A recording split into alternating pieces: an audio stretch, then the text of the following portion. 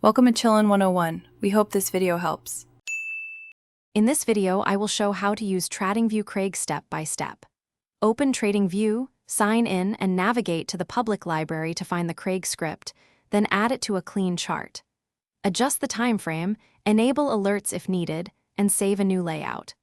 I will walk you through key settings, common pitfalls, and quick tips to make Craig work for your watch list and testing routine. To configure Craig effectively, open the script settings and review each input carefully while keeping defaults as a baseline. Change the risk parameters to reflect your position sizing and trading style, then test different timeframes for signal consistency.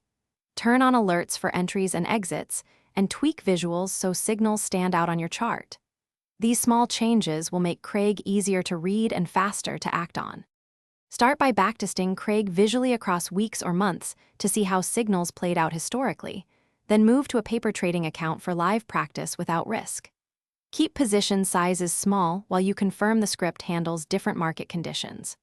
Track every trade in a simple journal with entries, exits, and outcomes, and use those records to fine-tune your inputs until you reach a consistent approach that fits your goals. Thanks for watching. Consider subscribing if we helped you.